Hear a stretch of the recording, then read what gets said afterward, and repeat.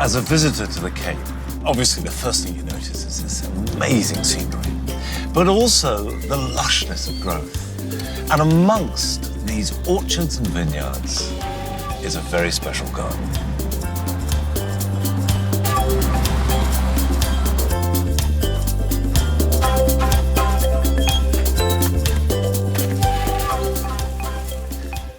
This is Babylonstoren. And I've been here a number of times, but every time I come, I am amazed at the scope and the ambition of the place.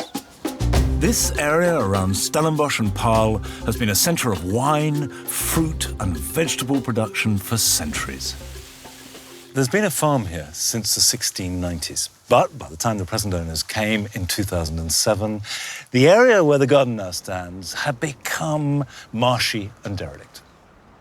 So when they asked the French designer, Patrice Taravella, to lay out the garden, he created these enormous avenues and structures that drew their inspiration from the surrounding farmland with their rhythm and lines of orchards and vineyards.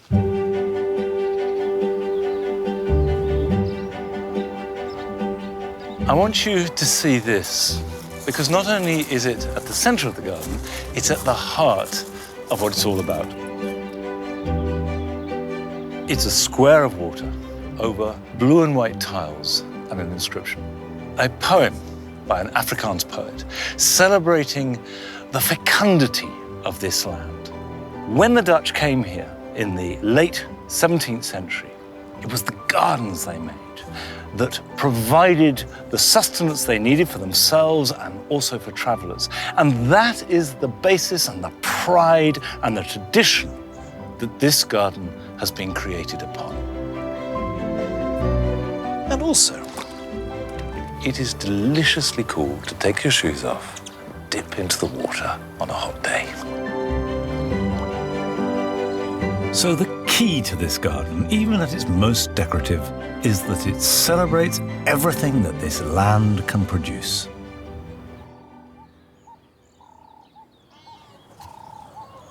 A project of this size takes a great deal of tending, and work starts early. Everyone is on the move, seeking out the first meal of the day. And of course, the guests above all enjoy the cornucopia of produce from the garden.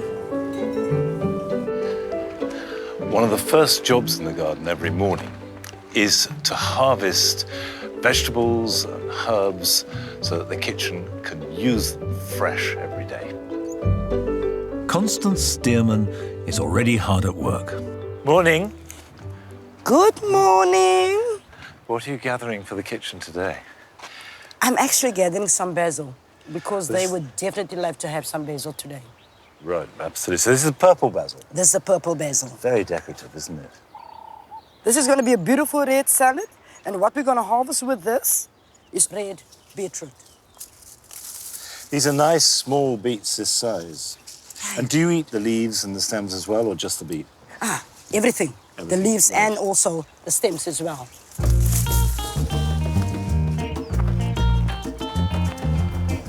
Do you eat the bean flowers? That's beautiful. It's nice. I've never eaten one of these flowers. And they are lovely. It does taste of beans, doesn't it? Oh, yes. Gosh, I never would have thought that. It really, really tastes of runner bean.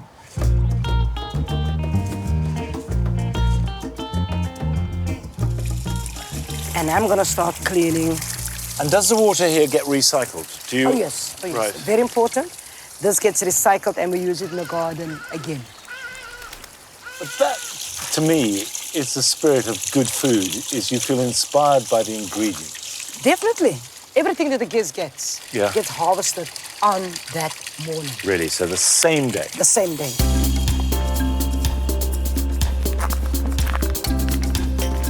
Now Constance has finished her preparation, she heads straight to the kitchen. Morning. Yes.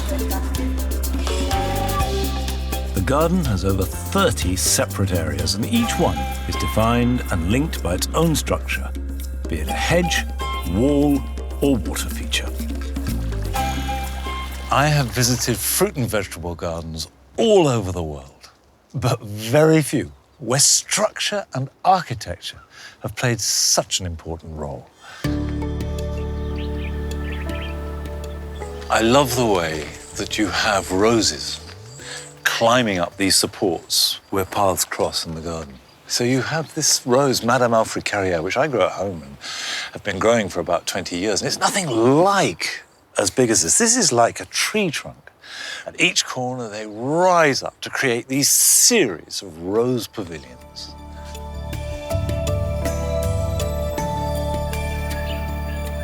Of course, the garden's impressive, but I can tell you the secret of why the food is so good.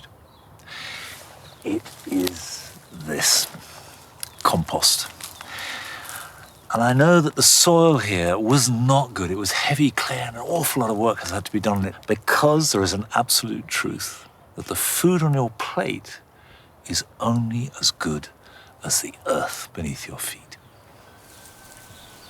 And this soil plus an almost perfect climate provides food for all the senses. Inside these peach trees is a chamomile lawn. Now, chamomile lawn is a bit of a misnomer, really, because it doesn't make a good lawn. You can't cut it regularly, and it's not very hard wearing. But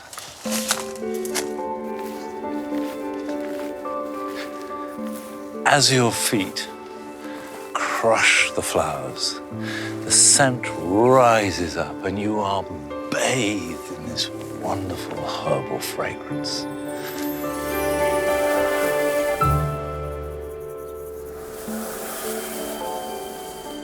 Whereas a chamomile lawn is a very European idea,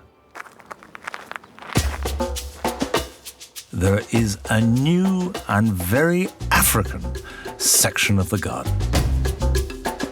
What I really like about this garden is that it manages to combine being highly educational, and for someone like me, there's a huge amount to learn from it, but also it's a good place to be, and it's interesting that people seem to gravitate here. Each time I visit the garden, it seems to be growing on an heroic scale. Ernst von Jasveld has brought a lifetime of experience from Kirstenbosch Botanic Gardens in Cape Town to help develop the cycad collection here. How rare now are the cycads? How important is this collection? It's very important. So the one, for instance, behind you, Encephalartos latifrons, is one of those ones that's almost extinct in nature. They were, in fact, dominant and very, very common in the era of the dinosaurs.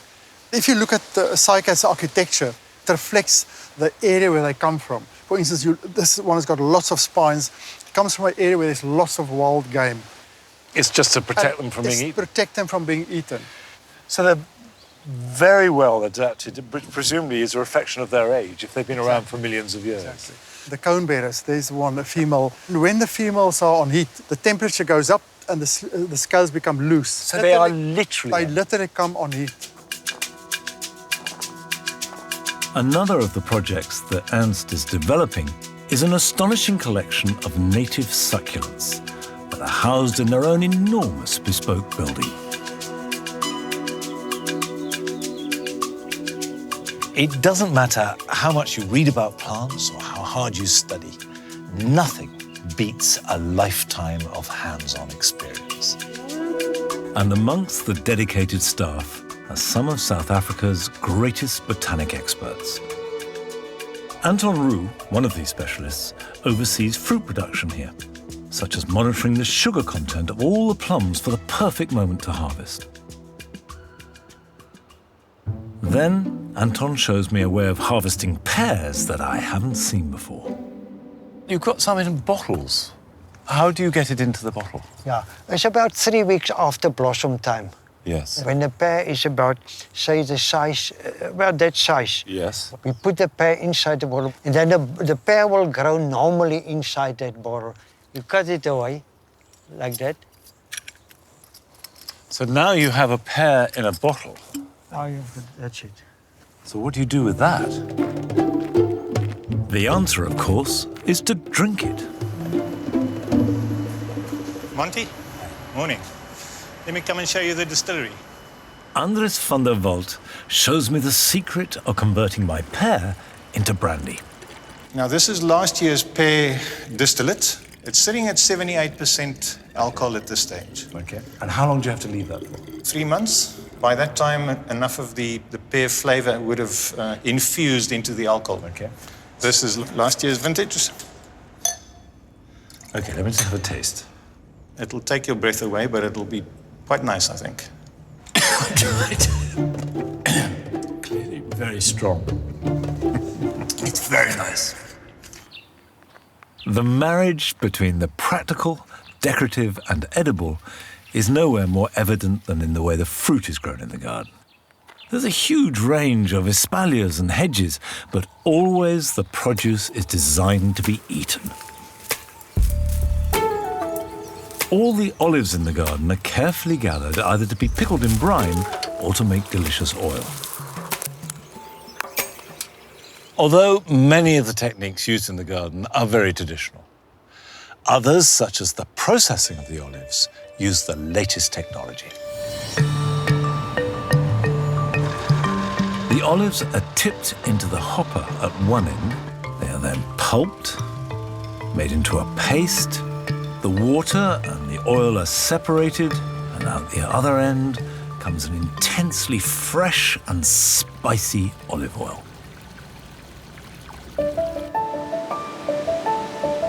Whether you are having a drink or a salad, all the ingredients of Babylonstoren are grown using organic principles with a strong emphasis on holistic health. The healing garden exemplifies this, and I've come to join Constance, who's gathering the ingredients to make me a special cup of tea. So let's perk you up Okay. with the best remedy, which I've used for many years.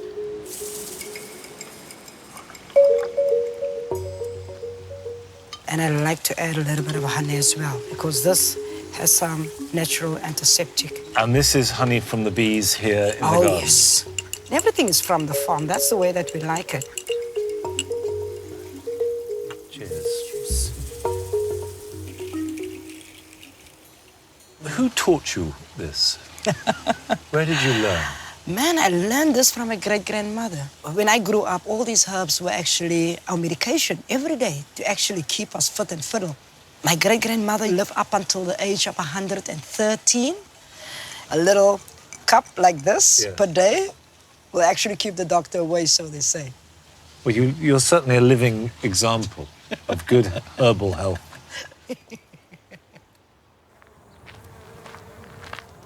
I keep bees myself, so I'm really interested to see the bees here that made that delicious honey.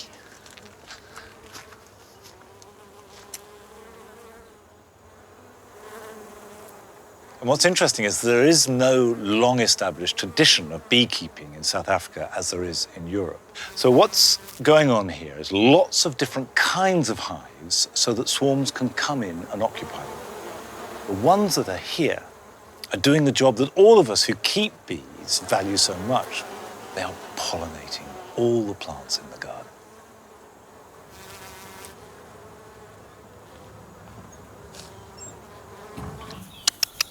Come on, look what I've got. These are world-famous carrots. People spend a fortune to come and eat these. Babylonstoren is a working farm, and everyone eats well here.